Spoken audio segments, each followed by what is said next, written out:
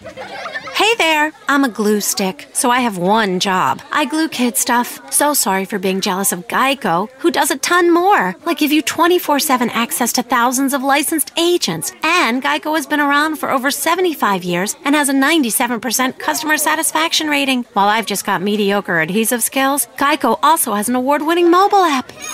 Uh-oh, arts and crafts time. No eating the glue stick, Miss Lydia! Geico. Expect great savings and a whole lot more.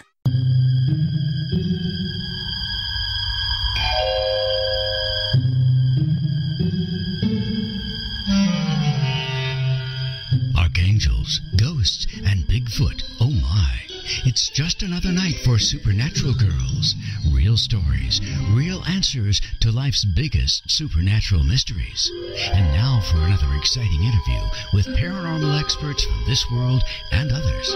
Here's your host, paranormal researcher Patricia Baker, on the one, the only Supernatural Girls.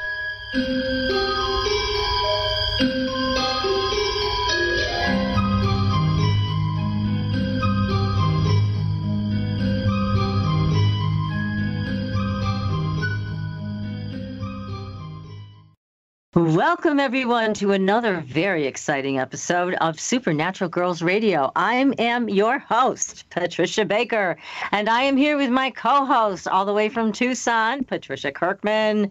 PK, how are you tonight? Absolutely fabulous. We had such a beautiful day in the high 80s. Ah, I know. Rub it in. Well, I have to say something like that after I went through the heat for the summer. I just want you to know that the heat's still here, but it feels good. Send it over. We need some heat. So it doesn't take long, does it? It doesn't. We are going to do things a little bit differently because our guest is Patrice Chaplin, and she is all the way over in London tonight, where she's 5 hours ahead of us. It's very late at night, and she is generously giving of her time to be with us. So we are going to start right away with Patrice, and then at the last half hour of the show, we're going to go and do our numerology, which I know, PK, you've got a very exciting numerology segment. We're going to go through paranormal news. We're going to talk about our upcoming shows. We have a lot to talk about in the last half hour. But first and foremost, I want to introduce our guest to you. She has a long and illustrious career as a writer. She's an internationally renowned playwright and author who has published more than 24 books.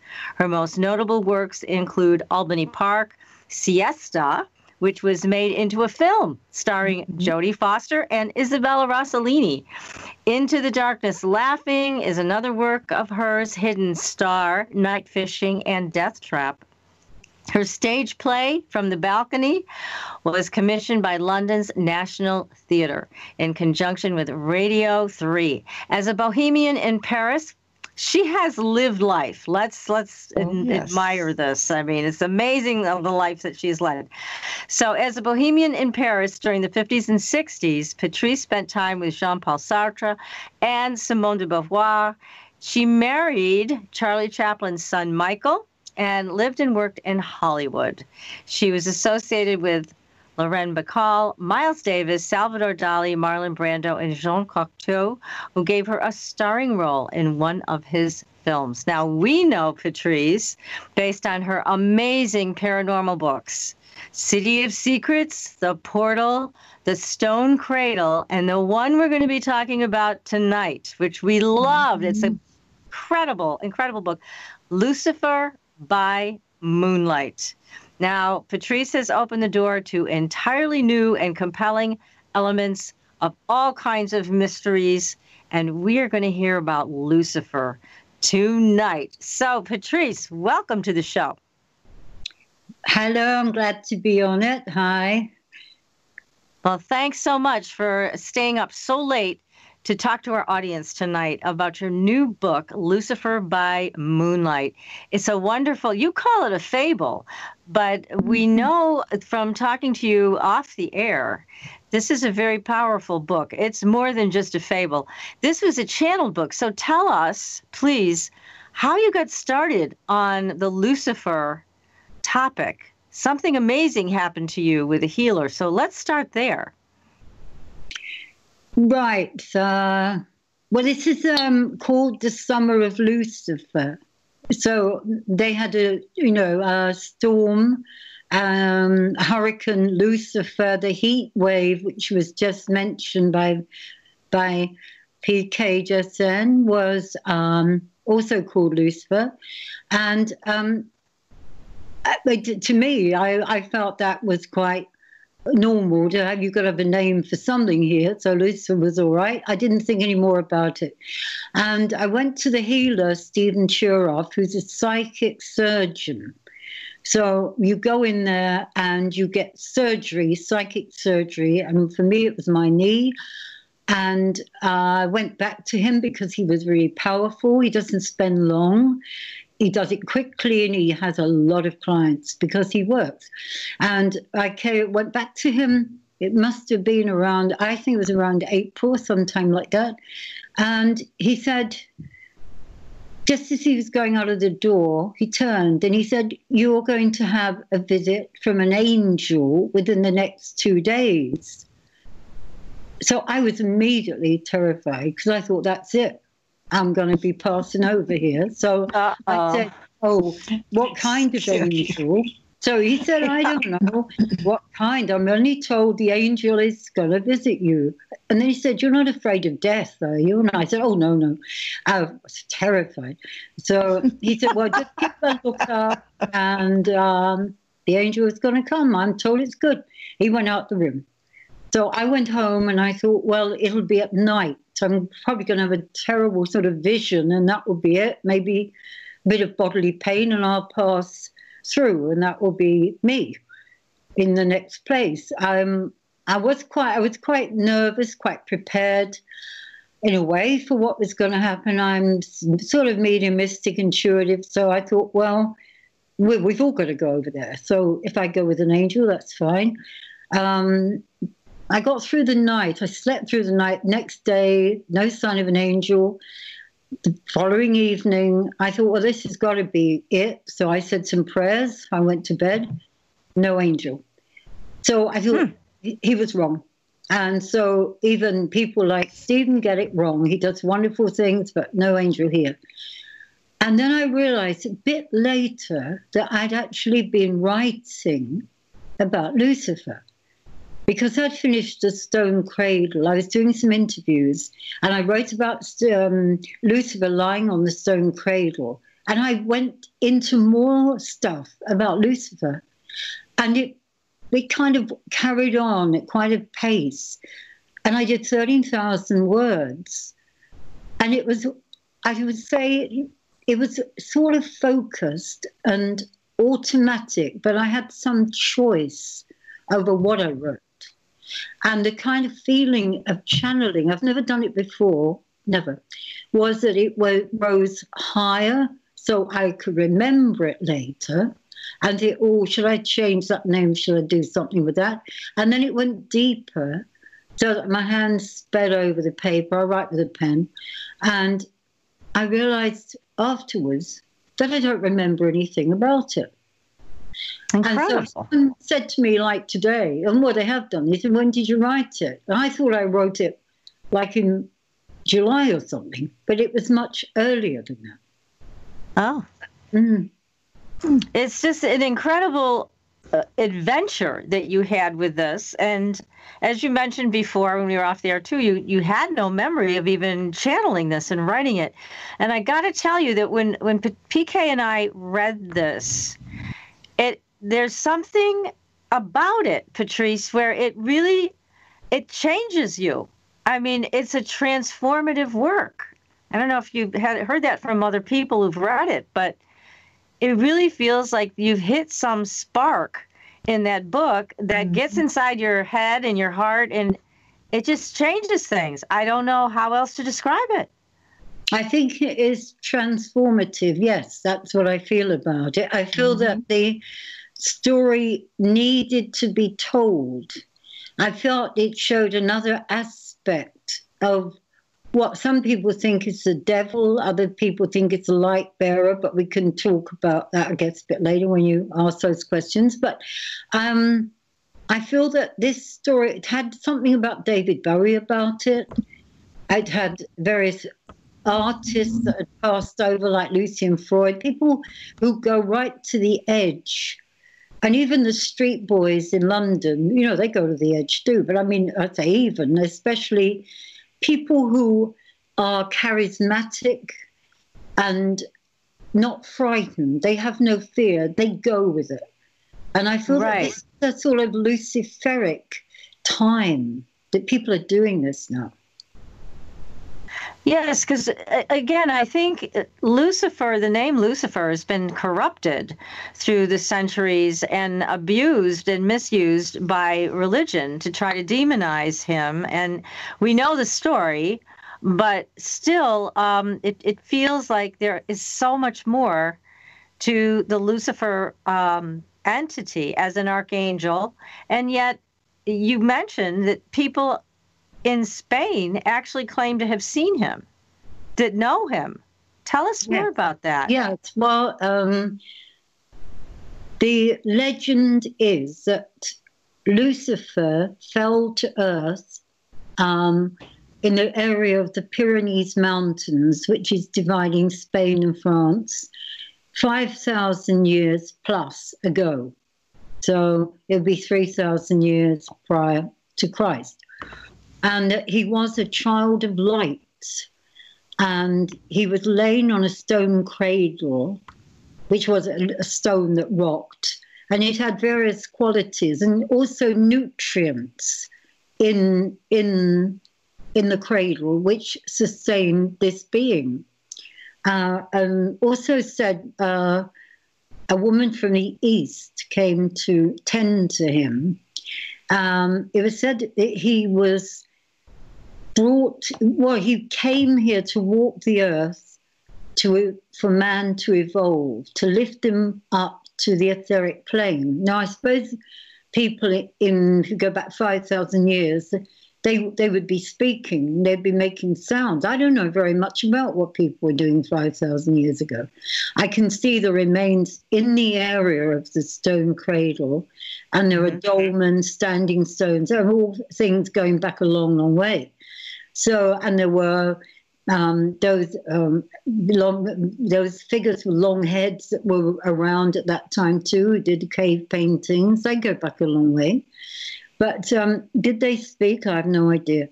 Lucifer came and gave language. He gave evolvement. He brought them the etheric plane, healing. He was around when the time of the first pyramid. He was there when that was being built. He had a definite link with Seshat, who was the goddess of writing, measuring. She could measure pyramids, and the other thing, she was psychic.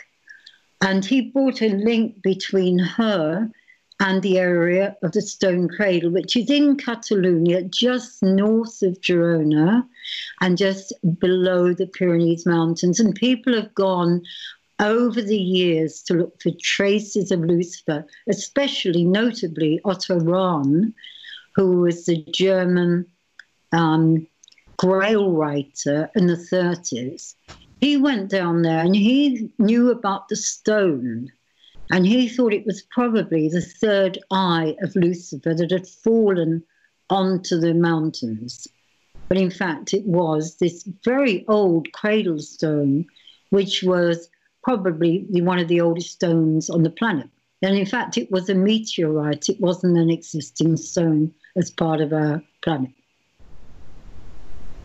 You know, and again, people should get your other book, The Stone Cradle, to read more about your adventures with that, because that's another powerful book. But I think true literature does change who you are. And this is what this book does, Lucifer by Moonlight. I can't recommend it highly enough, because just reading this book is going to change you in your life. I guarantee it. And I also want to say to you that your illustrator, there's the most amazing little illustrations in this book. She did such a beautiful job So we need to thank her for the work that she did. This is Scott Miller, and she's an artist, very well known over here. And it's the first time she's ever illustrated anything. So it's it's great. I love the little red punky hair she gave Lucifer. It's so cute. That was cute. Yeah, it was adorable. I'm sure their hair's red, definitely. Well, I have a question for you from the chat room, and this is from Vampira, who's saying, do you think Lucifer was demonized as a way just to create a nemesis for the church to carry out a political mission to increase their power? Probably. By probably, I mean, I'm not sure about the encouraging or improving their power, expanding their power. I certainly think that there were things about Lucifer that did not fit in with their teaching and their male doctrine. But they've never said actually in the Bible, as far as I've been told by priests, that Lucifer is mentioned as the Antichrist or Satan or the devil. He's called the being of the light bringer. Exactly. And there's only one mention of him, too, from what I heard in the King James Bible. Yeah. Mm-hmm. But I think that what it is that they can't accept this being which defied God. Because after all, according to what we know, what we're told, Lucifer was the archangel, the favorite of God. He sat at the high table. And he was disobedient, restless, wanted free will.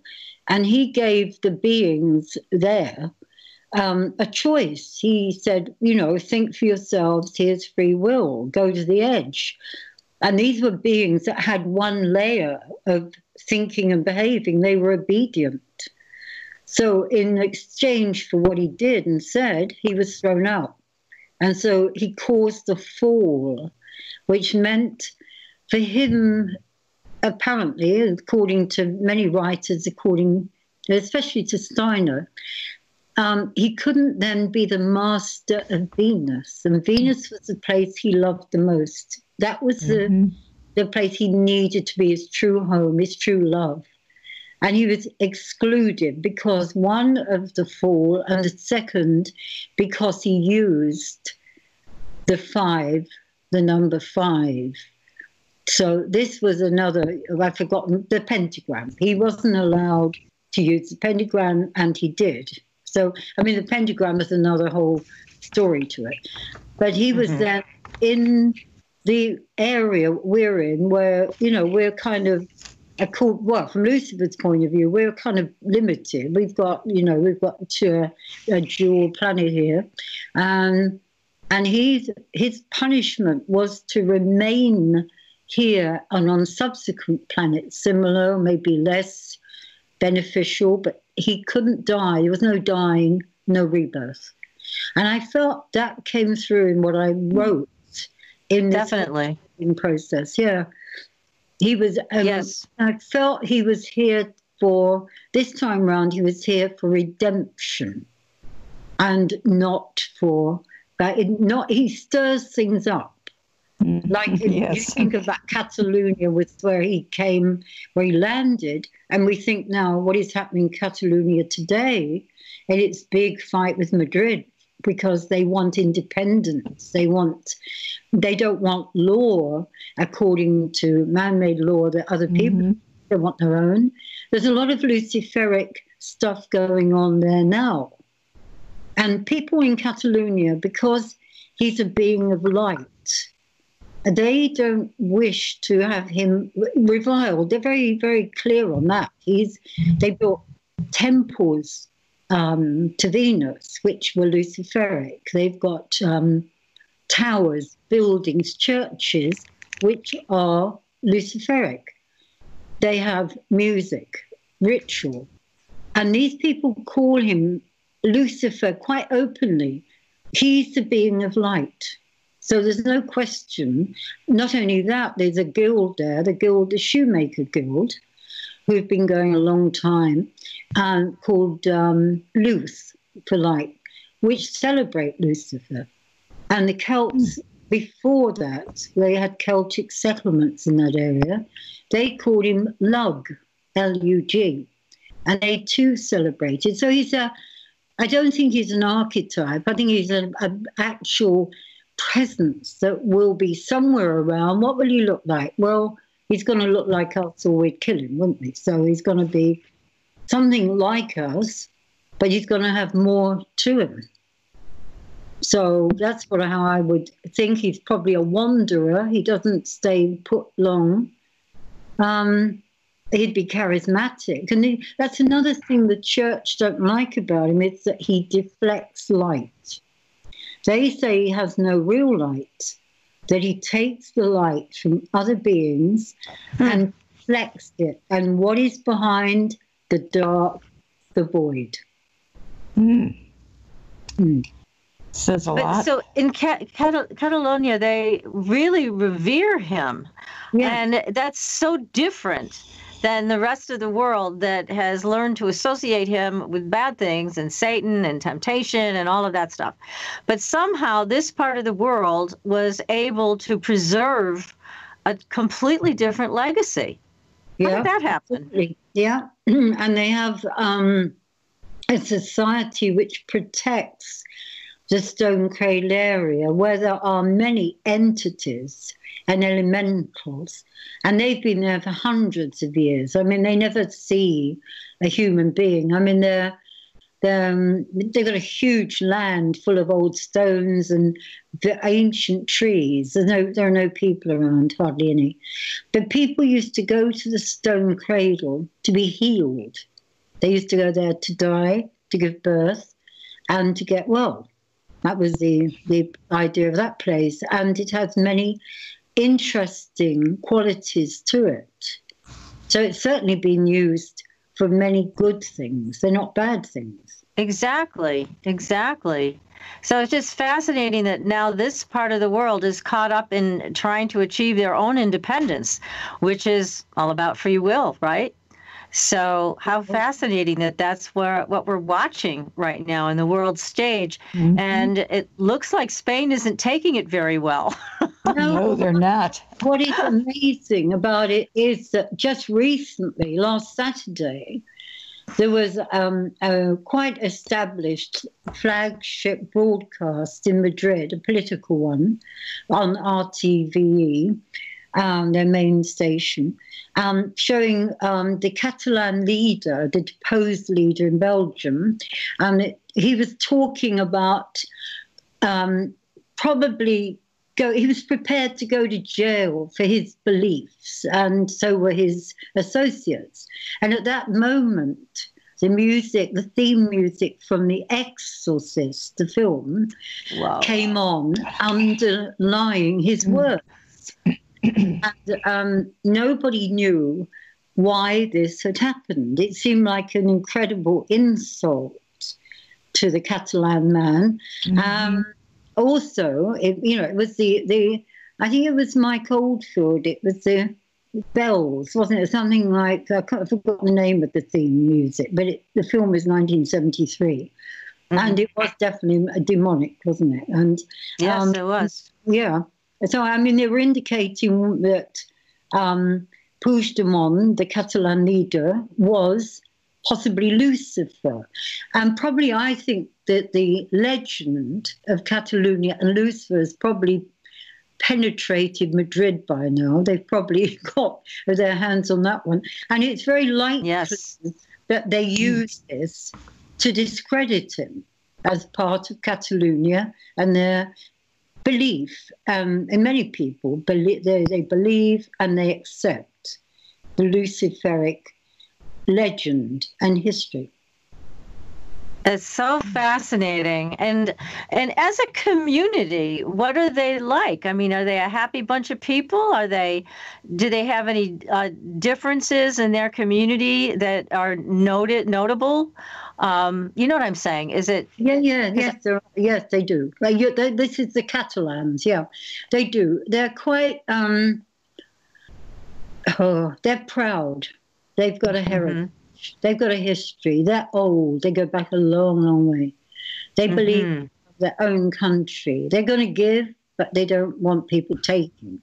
They have to fight for their identity. It's more than independence. Fight for their identity. I was there in late 50s when Franco and the regime were very strong in Spain because the Second Republic lost the civil war, and Catalonia was part of the payment. That they fought hard and lost. And I remember that these people fought for what they believed, even if it meant that in the night cars came.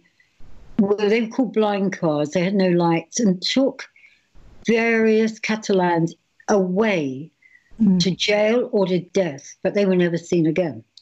Oh, my God. That's sad. Yeah, in spite of that, and people, old enough, like myself, to remember it, they remember it only too well, and they say, this is a replay of what we've been through before. So I feel that they're prepared to fight. They have their own language. They have their own dancing. They have their own culture. They're different to Spanish. There's no question about it. And the Spanish, in turn, feel about the Catalans that they're arrogant, that they're too rich. Because they work hard, but also the land is lustrous. They've had it very well with that countryside. There's no question. And also the Catalans are mystical. They've got a mystical side which comes from... interesting. Oh, yeah, definitely. From all the history that they've had, I mean, they've had, going back, the Phoenicians, they've had the Greeks, they've had the Romans. Mary Magdalene was supposed to be there. The Jews were certainly there. The Kabbalists were there. Charlemagne was there. And with the question of the Kabbalists, it was a lot of the main tenets of Kabbalah were founded actually in Girona, which is called the Mother of Israel. And the thing with some of the experiments they conducted were mystical, going into amazing layers far from the levels they went to, meant that some of them didn't return alive, or didn't return, or returned ill, not well in their minds. Only one came back, apparently, with a story that he could write and recount. And when expulsion came, the Jews were given a choice to convert. So a lot of the Catalans have Jewish blood. Okay. Don't remember. Of course they don't remember. And it wasn't talked about. The whole area was covered up for expulsion. So it was only opened in 1972. And I was there at the time of the opening of that Kabbalah Center. And it was very important to the whole of the Jewish system. And I still remember getting money for it from going to Hollywood and talking to people like Kissinger and Barbara Streisand and getting money to keep this going, this place, which was, now it's going very well, I must say. But so there's a mixture. There's a lot of strange things that go on that these people accept. They say, well, it's the way it is.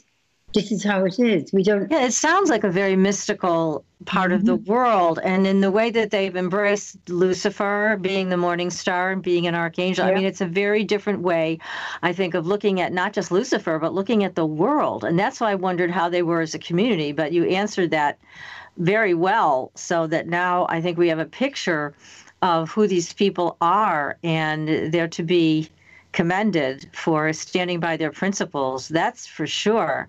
Oh my goodness. This is fascinating, Patrice. Well, again, we are speaking tonight with Patrice Chaplin, who is the author of a new book called Lucifer by Moonlight. It's terrific.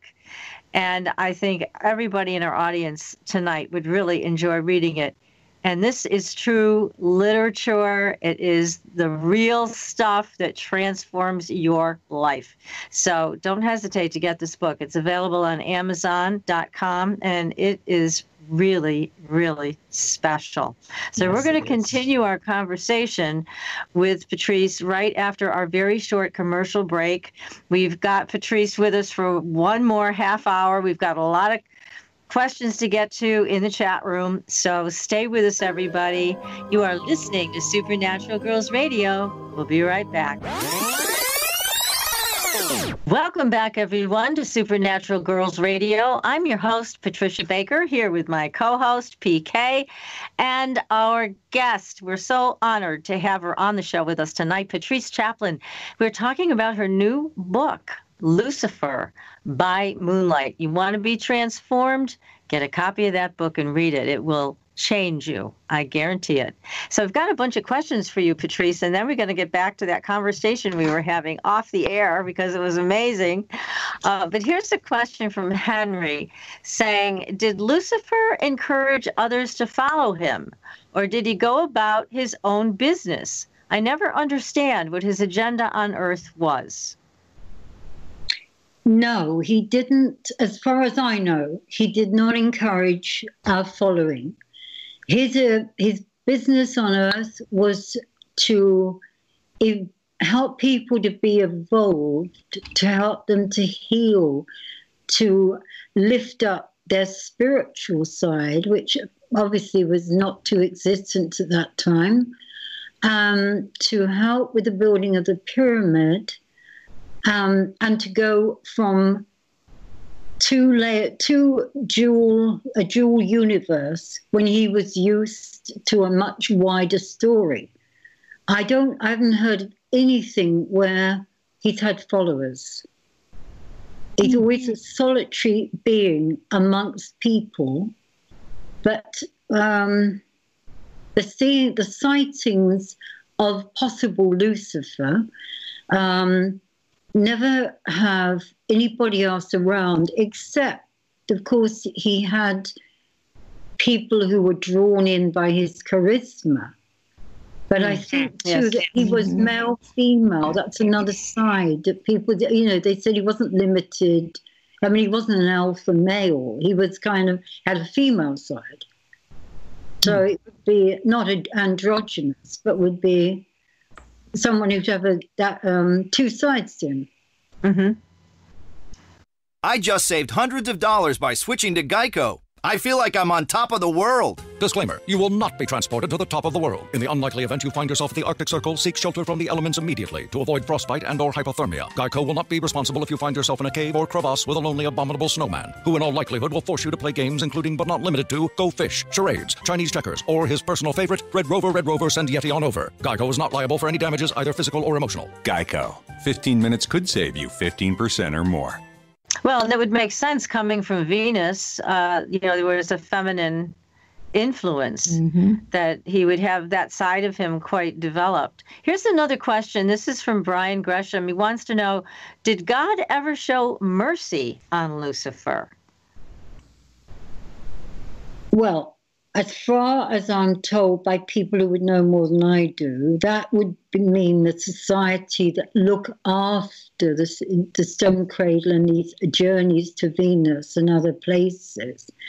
That he was given, like a prison sentence, I suppose, a time. He was given a time to live out the whole business of his disobeying the law, and that was it.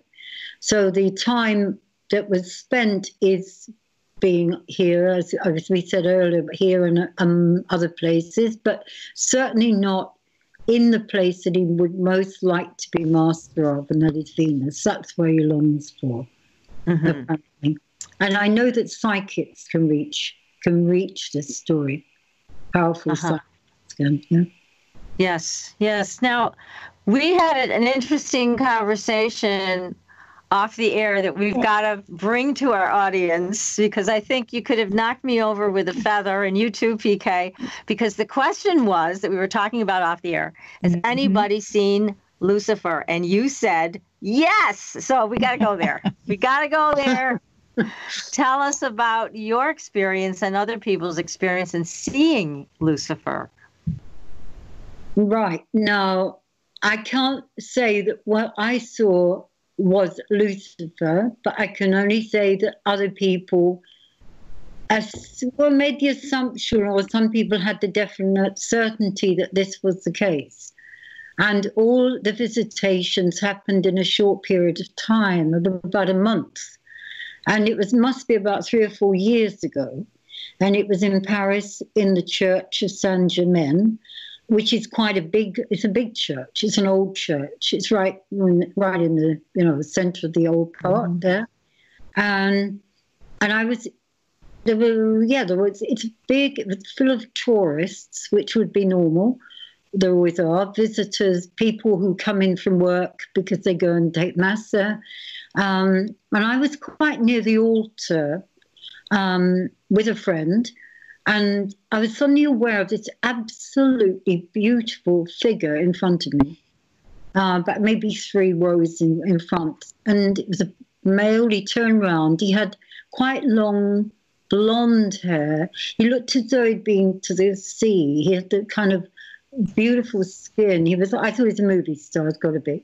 And then I realized he was wearing a kind of white tunic, and that he had these brown naked legs, very, very beautiful legs, and no shoes. There was nothing on his feet except some anklets of some kind.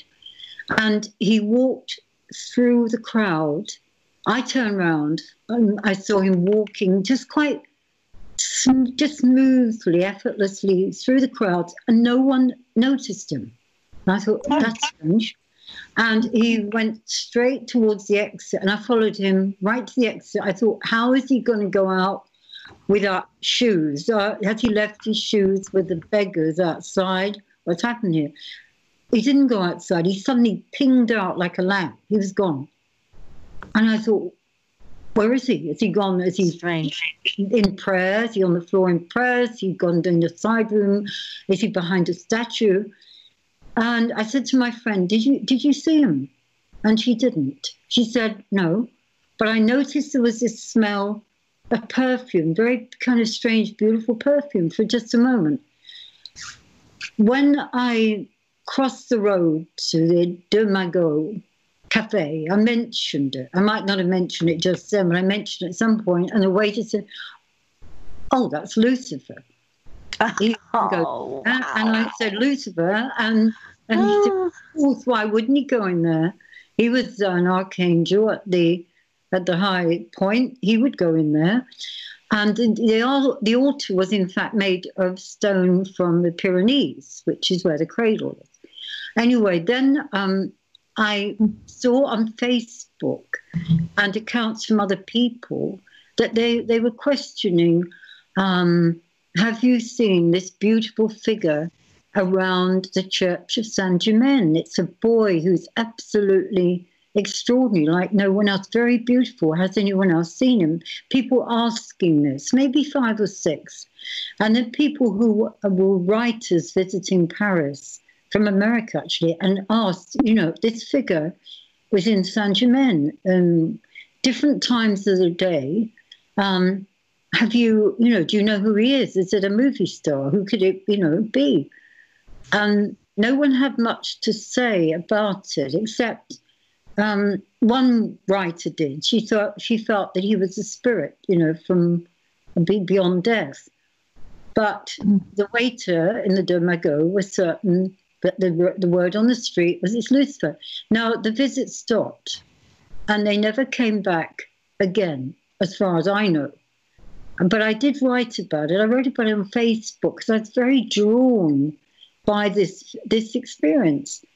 I have no more conclusion about it, really, except that the power of the being was very strong.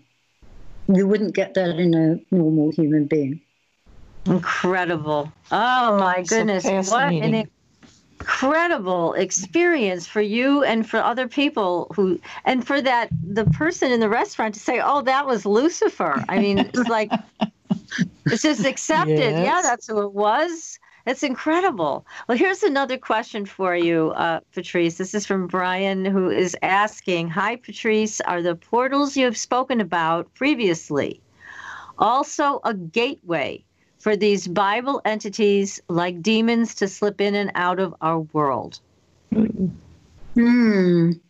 Well, I don't know who slips in and out. That's for sure. I do know there are portals, and that you've done the work, you've done the preparation, you've got there, you can do it. You go through, not your body, but your consciousness goes through to other energies, other places, other sources, and you can take long journeys. Equally, beings or entities or energies can come in. And I remember when I wrote the book to City of Secrets, which mentioned the portal, I did get a call from NASA, which asked me if I'd come across any artificial portals. And I'd only come across at that point one non-artificial one. I had no answer for that because I don't know what they were like. But apparently they were made by Howard Hughes when he came back in 1933 from his visit out there, when he did the journey with what he called the Southern Cross, which is the same as the constellation of the Bear, apparently. And he got a boat, which he called the Southern Cross, got it in Scotland. And I gathered, too, that he went back and made replicas of the portals. And they said to me it was an aviator. I didn't think at the time about Hughes, but it's the obvious one. And then I heard later it was. And they didn't have the necessary filter of a natural portal.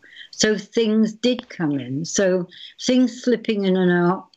Well, I heard a couple of things, but not too alarming, I must say. But they were things like from a being of 50,000 light years away that would appear at some point, I guess in 50,000 years, I don't know. But that one wanted to know what we could expect, what he looked like. There were various things like that.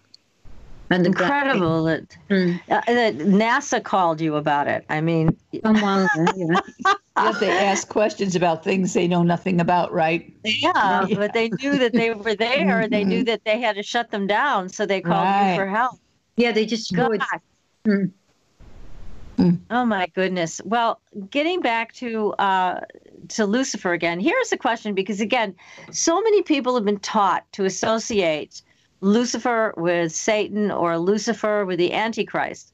And again, I question all of that at this point. But here's The Walking Dead is asking, he would like to know if there is an Antichrist who is walking our earth now. So do you have any information on that?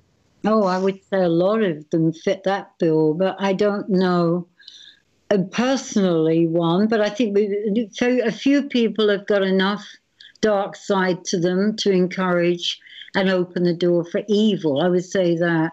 But an actual figure, no, I don't know. I've not heard of it. Okay. All right, good. So again, with Lucifer, this is intriguing us, like to the nth degree, because this is an archangel that possibly we have been taught to leave out. So many people pray to angels. They ask for help from Archangel Michael. They ask for help from Gabriel or Ariel, Castiel. But sounds like the people in Catalonia are the only people who have asked Lucifer for guidance and help. Do you think that's true, that they've learned how to do that? No, I think there's another place in the desert, which is further east. I've heard about that, where it's equally, let's say that people approach that subject because they want answers and they want to have rituals which benefit them and to do with the light.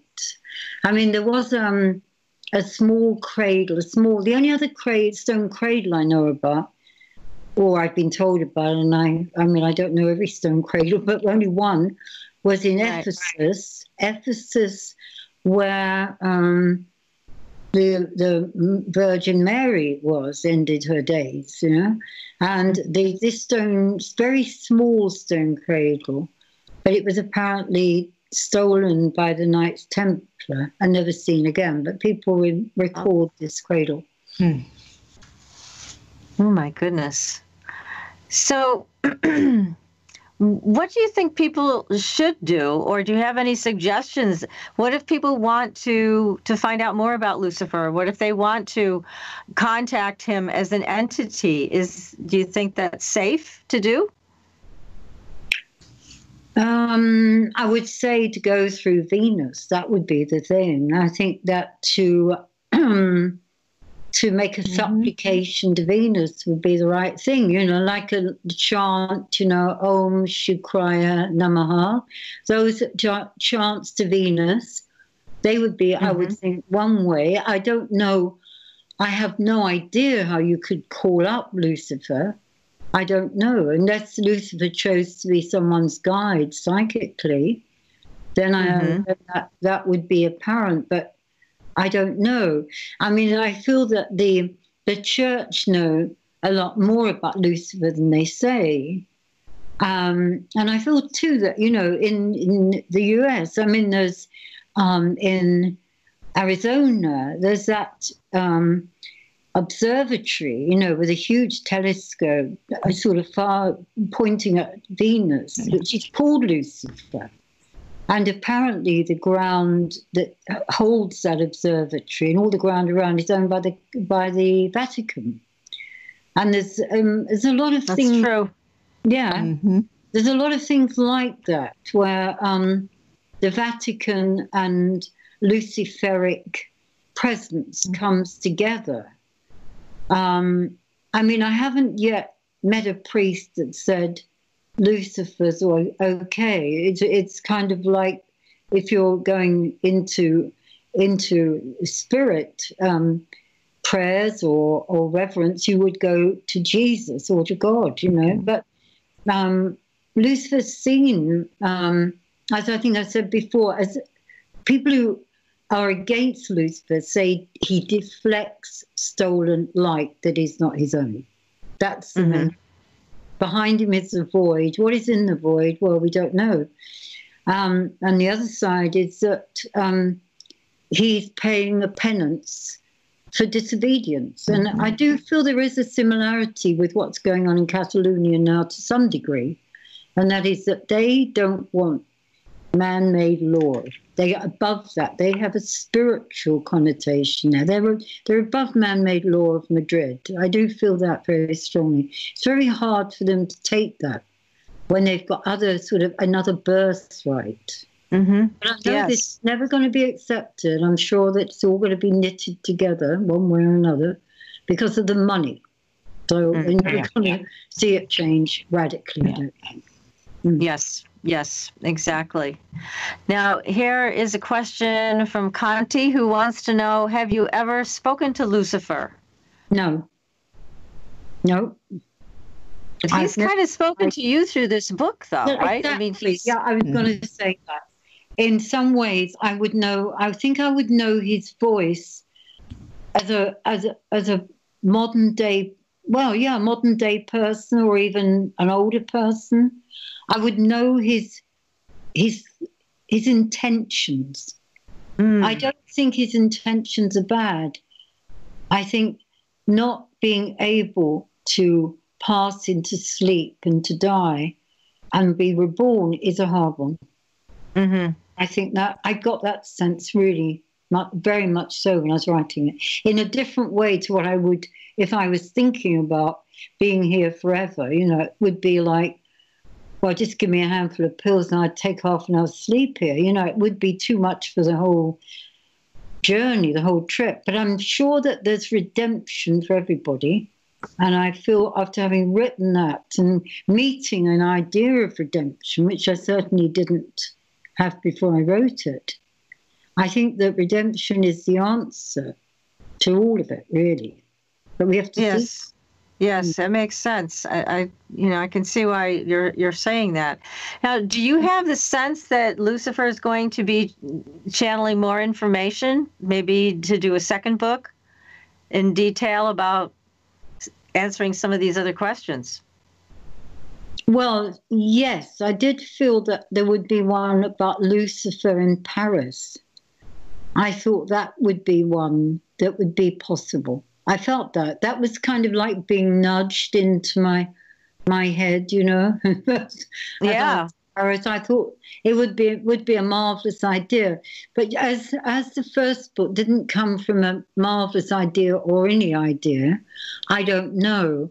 I think it's a question of whether it happens. I couldn't suddenly write a book. It would have to, I think, again be channeled because on that subject. I don't think I could sit down and write it. No. He couldn't have picked a better writer than you, Patrice. That's for sure. Definitely. Now, here's another question, too. I'm sorry, did you have a question, PK? That's all right. Go ahead, honey. Answer Okay, this is from the chat room again. This is from Lucky One, who's asking, do you think it is a conspiracy to make Lucifer good so people will fall away from Judaism or Christianity? No, not at all. Because I think people will stay with what they believe. And I think Lucifer is a kind of an extra, unanswered, unsorted presence. We haven't quite got him. I think that people like Rudolf Steiner, I'm not an anthroposophist or anything, but I know people who are. And I think that he plays a big part in our evolvement, which is not recognized. And maybe that is what's being pushed through. And I feel that the bad ones, like Ahriman and Satan, I mean, all the dark side is avoided as best as possible, you know, or prayed for, or whatever one does. But I think Lucifer's out there with the creative ones. I think there's a feeling of also dry wit and sophistication. I don't feel he's an inelegant being at all. And I feel he's been around so long, he knows the story. Right. Yes. Oh, that makes a lot of sense. Gosh. Definitely. Go ahead, PK. You had a question? Well, I was wondering, considering that Lucifer has taken on so many different roles, shall we say, has that impact created a more opening for people to be acceptable to, we'll say, Lucy as well as Lucifer, etc.? Yeah, I think so.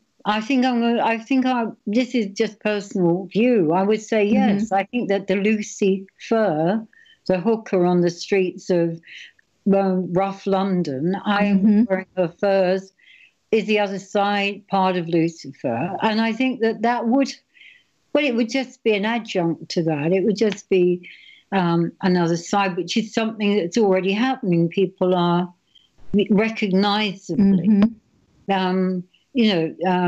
androgynous, or they have two identities, or just one identity, which is other than the one they're born with. Right. But I feel that that Lucifer would have more than two, I would have thought.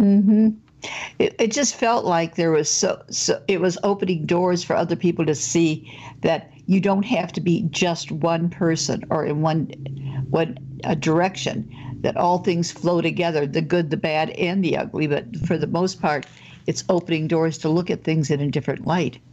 Yeah, that does seem like part of what he's saying is accept yourself for who you are, be who you are, live to the fullest. It does seem like part of what we took away anyways from this wonderful book. Well, unfortunately, I know, Patrice, you need to go and get a good night's sleep, and we can't thank you enough for joining us so very late at night there in London. But we're so happy to hear from you about your new book, Moonlight. It is good. It is a great book, everybody. If you want to transform yourself, get that book. It is terrific. And Patrice, we hope you'll come back and join us again when your next book comes out, which I'm sure won't be too long from now, knowing what a great writer you are. So thank you, thank you, thank you. So everybody else, stay tuned. We're coming back. We're going to be doing numerology of Lucifer and many other things for the last half hour of the show. So we're going to take a short commercial break, and we will be right back. Welcome back, everyone, to Supernatural Girls Radio. I'm your host, Patricia Baker. I am here with my co-host, PK, and we've just had the most amazing discussion about we Lucifer. have. Whoa! With Patrice I think Chaplin. I'm going to look for him after she described what he looked like. I want that man. Well, and she writes about that in that book, Moonlight by Lucifer. It is, people get drawn in by his charisma, and you can see why with the way she described him. It's just fascinating. So I just wouldn't have thought of him having long blonde hair. Yeah, how about Don't it? ask me why. I would never thought of him being blonde. Yeah, well, in the book, he has red hair. And so here, when she saw him in person, he had blonde hair. Very fascinating story. So anyway, so what we're going to do now is we're going to go to the numerology segment. But before we do that, I just wanted to make a couple of announcements because on November 22nd, which is next Wednesday, we did a pre-recorded show, and it is one not to miss. It is an interview with Robert Abatello, and he is a practitioner of acupuncture, naturopathy, homeopathy, and herbalism, and he treats Lyme disease and autoimmune disease. We've had a lot of requests to do a show on this, and so we took this opportunity right before Thanksgiving to air this show for you. So next week, that show will air at our regular time, 7:30 to 9 Eastern, and you will hear some incredible information about Lyme disease, autoimmune disease, and how to heal from these terrible scourges on humanity. But Robert's been treating patients now for over 30 years. He's very knowledgeable. He has great, great information. This is a do not miss show. If you know anybody who's struggling with Lyme or autoimmune disease, be sure to tell them about the show on November 22nd. Then the week after, we've got our buddy Nick Redfern coming in. Right. That'd be good. Now, Nick is going to join us, and oh my God, what are we going to talk about with Nick? Men in Black, Black-Eyed Kids, Shadow People, Cryptids, Hellhounds, one of my favorites, and that is going to be another great show. So that'll be the week after. That'll be live, and we can't wait to have Nick on the show. He was supposed to be with us about a month ago, but he got terribly sick, lost his voice, but he's back on track now. He is really anxious to come and talk to our audience about the latest Mothman sightings and everything else that's going on in the world today. All of the crazy stuff that we love. So he'll be on then. And let's talk about Lucifer. Talk about those numbers. What did you find? Well, you know, it was kind of funny because I was looking at Lucifer, and since he has no last name, I'd have to deal with only the first name, which is the physical self. Right. But Lucifer becomes a 38-2 person, which means he can't really process alone. He has to have someone to work with. He needs a partner. And if you think about it, all that he does, the good, the bad, the ugly, cannot be done without someone with him. And I never thought about that before. Isn't that interesting? Oh, my goodness. And wow. And he represents the first vowel, first consonant of the name becomes a 6, which means he's a perfectionist at what he does. So he wants whatever he does to be perfect, but he can't truly do it alone. So he has to have someone to look up to him, play with, or what have you.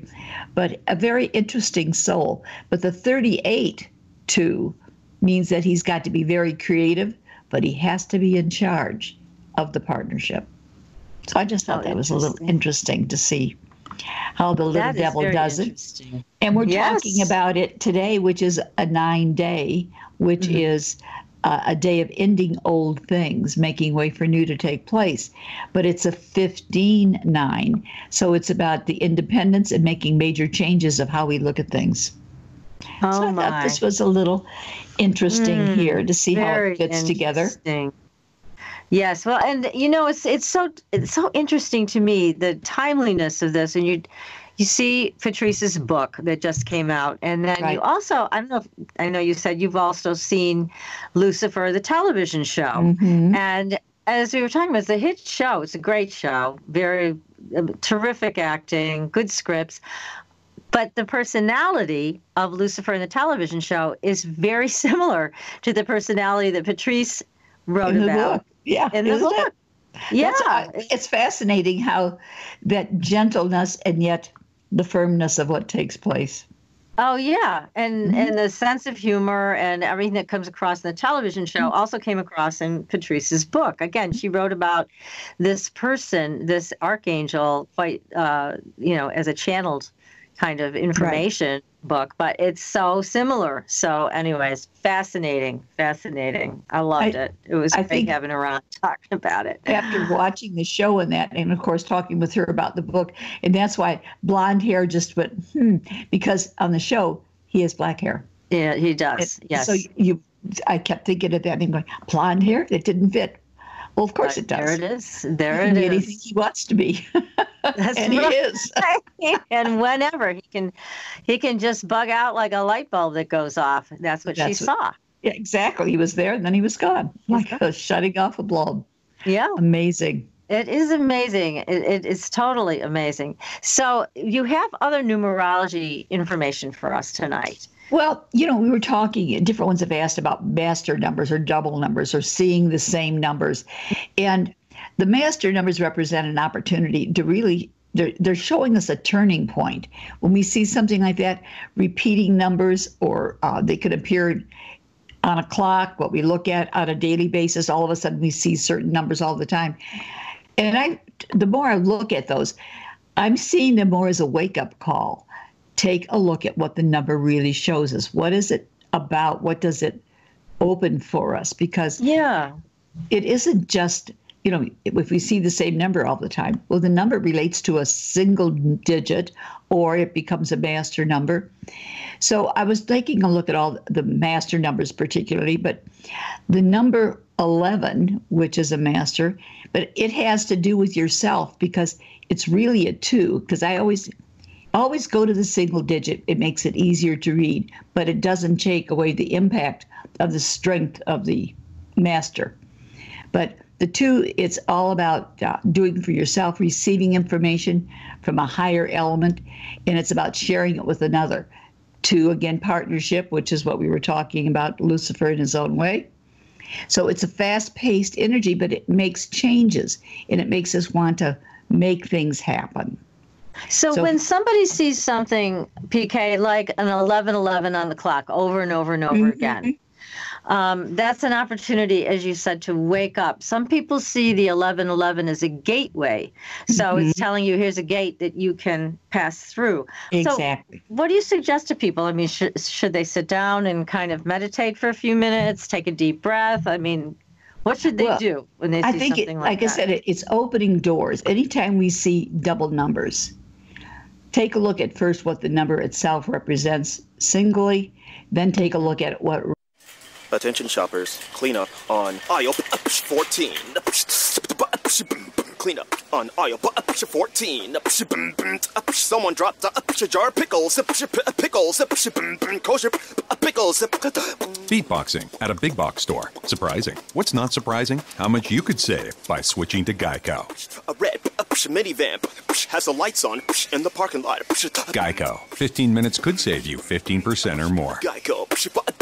Represents as a pair, because you're looking at it from 2 different directions. The 11:11, it's a 2, but it's also a 4, because the 2 11s. But it's directing us to be doing something in a partnership or in a relationship that we shouldn't just sit back and let things transpire. We need to jump in and make it work, because you're given the opportunity to be the partner, the leader, the sensitive one to what is taking place. And I think also, doesn't it give people an opportunity to take a pause? Because let's face it, we're all running around crazy in our lives doing too many things. And so you stop and you see 11:11 on the clock. I mean, it could be that moment that you just take a breath and pause from the busyness of life to just reconnect internally, reconnect spiritually, whatever it is that you need to do in your life.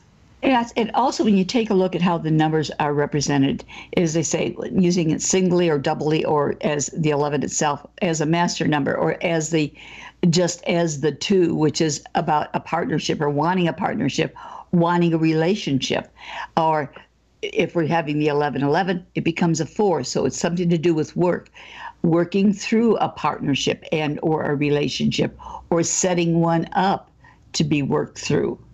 So. Anytime you see numbers that come, I find, and like I said, I have a tendency to go back to the singles because it gives a quicker view of what's taking place. But when you look at it overall, it's opening doors for us to reevaluate. As you say, stop, smell the roses. What does this mean to you?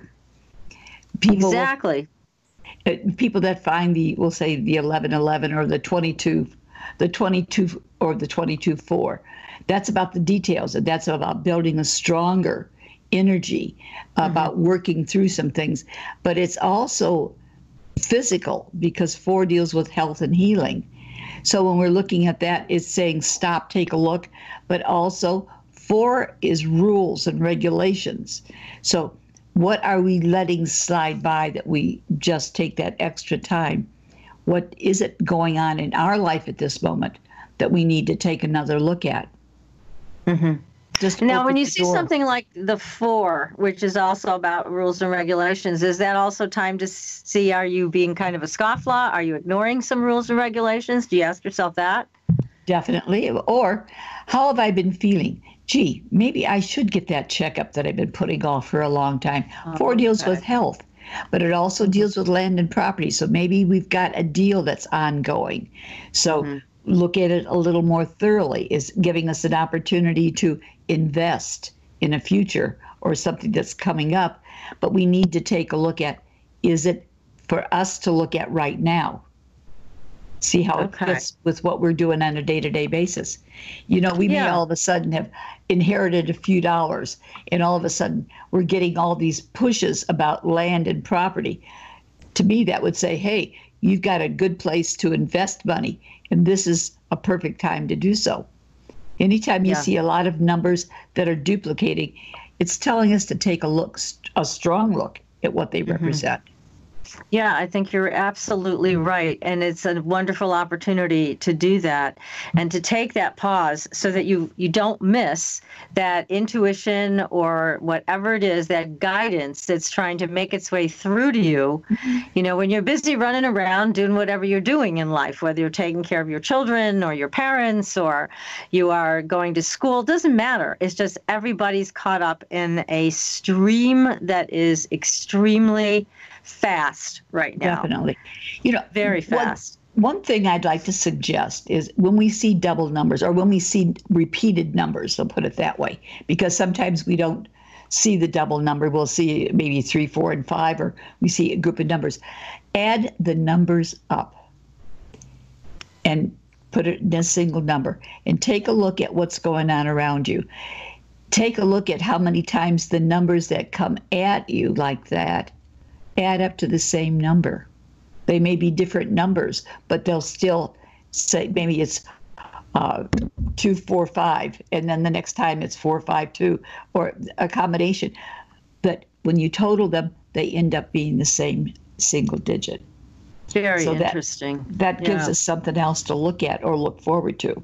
It does. It does, absolutely. Now, we're coming into Thanksgiving next week, and what does that look like from a numerological perspective? What do you think? Is this going to be a tumultuous time, or is it going to be nice and calm and peaceful? It's going to be, I'm not going to say peaceful, it's going to be entertaining. We're going to be more social with one another. We're going to be, people are going to be more willing to share, get things together, and enjoy what's going on. This is the last go around this year for having a good time or letting things feel good, because December is going to deal with a lot of work for us. But for this month, creativity, communications, make those little goodie bags that you want to send to different people, thanking them for what they've done this year. Perfect month to do it because you're very creative. Great time to make notes up. I had a client that was so sweet. They brought me a package of different goodies all wrapped up beautifully in little orange bows and different things, and a beautiful card that they had written and done themselves. And it just meant so much because that personal touch. Use your creative juices right now. That's what this month is all about. Okay. And share on Thanksgiving Day your talents. That sounds good. So we don't have to be too overly concerned about disasters. We can just enjoy. Yeah, enjoy it, because it's a good time to share, communicate, bring things up that maybe that we've put off talking to somebody about, because it's a time when we're very forgiving. 3 months to communicate. We are very good at forgiving what's been said in the past, or build a bridge that we could all walk on. That's nice. That's a wonderful message for Thanksgiving. I love that. That's terrific. So as we go further in the year, again, I want to urge everybody to contact you, because patriciakirkman.com, you have the ability to give people a private reading so they can find out what's coming up in their lives over the next year and do whatever they need to do to get ready for it, be their best selves, etc. So that's at patriciakirkman.com. The people can go there and have a session with you. Now, you do hour sessions, right? I do half hour or an hour, depending on what a person needs. I like to give them what they have to have, not what convention says they're supposed to do. Because and you're also teaching classes, too. Yeah, I'm going to start teaching classes again in January. Okay. Now, also, they should contact you, because this month, it's all about the creative side and whatever, in communications. What about our dreams, my dear? Yes, it's a great time of year to focus on that. And that is your magic. I mean, that's your internal magic that you can reach at any time, and it doesn't take much effort to create that relationship. So, yes, people can find both of us on supernaturalgirls.com, and they can contact us at their convenience, and we both have our emails there, and you can just shoot us an email. If you have a question, if you have a question about dreams or numerology, just shoot it over. If you want a session, we can arrange that for you. So very good. Now, we do have some paranormal stories to talk about. We certainly do. One of them is about booms, the booming noises in Alabama. Now, I don't know, these Alabama noises are not just in Alabama. I mean, we've heard about them all over the world. In fact, some of my interns told me that they heard them in Westfield, and they pulled out their cell phones and taped it. Nobody knows where it's coming from or why it's happening, but it's very concerning. Again, a big noise like that out of nowhere. We've also seen there's a big earthquake swarm that's been happening in California. So that's going on. And you have to wonder, are these things connected? The solar storms, the earthquakes, we've had some big ones in the world in the last week. And are they all connected? So that's on our Facebook page. So you definitely want to go there and take a look at that Alabama story. Now, if you have sounds that you've heard and you've taped them, send them to us. We'll play them on the air. Tell us what you think they are. We'll give you an opportunity to share with everybody what you think is happening. Or if you have an experience, if you've seen Mothman, if you've seen Bigfoot, if you've had an experience with Men in Black, we want to hear from you. And again, you can reach us on our website, supernaturalgirls.com. You can also reach us on the Supernatural Girls Facebook page. So you can leave comments or questions there, but if you've got a story to tell, we would like to hear from you about it. So don't be afraid to share them with us. This is where paranormal is normal. We want to hear your story. So there's some great stories out there. And, don't let them be untold. I just heard a story from Bob Luca, one of our dear friends, who told us about a truck driver who was abducted along with his 18-wheeler, which is an amazing story. And unfortunately, the story didn't get out very much, but it had some real evidence associated with it because, truckers have a way that the mileage is counted on their trucks when they're traveling. And this trucker was going, I forget where, it was quite a distance, and the mileage only showed 14 miles. So he was picked up with his truck. Yes. And unfortunately, this gentleman has passed away. So we've missed an opportunity to hear directly from him and tell the story to our audience who wants to hear more of these. But I know there's lots and lots of stories like this out there. And people sometimes feel shy. They don't want their name associated with it. They're afraid they're going to get picked on about it. You don't have to worry about that with us. If you would like to keep your name confidential, we will keep your name confidential. So that's not a problem, but you can write to us. We'll respect your confidentiality if that's what you'd like. But if you'd like us to tell the story on the air, we are going to start doing that and collecting these stories. There's lots of stories here in Western Mass, in the hill towns. There's been sightings of all kinds of strange things, so I'm going to start collecting them. And again, feel free to contact us so that we can get your story out there. I was also going to say, if they're interested, every day I put out a brief of what the day's all about. So if they would like to know that, they can go to my Facebook page and join in. Every morning there's what the day is about universally. Right. Give them a heads up. That's a very, very helpful information. Always. And the other thing that we had on our Facebook page this week, which I thought was extremely cool, and you all may have heard of it before, but it was about Bigfoot braiding the manes and tails of horses. I love Amazing. that. And it was the cutest thing. And they had beautiful pictures of manes braided. I don't know if Bigfoot did these, but certainly this has been done. And it's been reported numerous times by people who own horses. And they come out and they, their horses' manes and tails are all braided beautifully. Yeah. Now, what that is, I don't know. What do you think's going on? I don't know. It's nice to know they're that talented. They apparently like horses, and they like braiding their. I mean, look at the hairdressers for horses. I don't know. I think it's so cute. It's different, definitely different. I mentioned to you earlier there was a meteor that hit outside of Phoenix last night, about 8:15 last night, and they were talking about it, and so they were talking about the after part. So people in the area, take a look. You never know what's going to happen next. The way things have been going lately, everything's a little crazy. It is, and you never know when they report a meteor. Is it really a meteor, or is it something else? So you always want to watch the follow-up on that, and also talk to other people who saw it. But a meteor is pretty straightforward. If that's what it was, then everybody. And the other thing I was going to mention is a couple of weeks ago we posted a picture of a cloud that looked like a plate. Actually. Yes. And I've had 3 or 4 other people comment or send me a note saying they've seen this strange cloud over their area as well.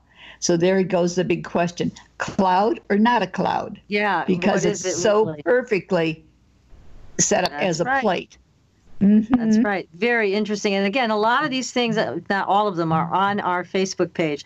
So be sure to go to our Facebook page, Supernatural Girls. Give us a like, follow us on Twitter, and also go to the real zombie plague. If you want to know more about autoimmune disease, Lyme disease, etc., the real zombie plague, follow us there as well. We're going to be doing more to provide you with the right information so that any of you who have this can get well.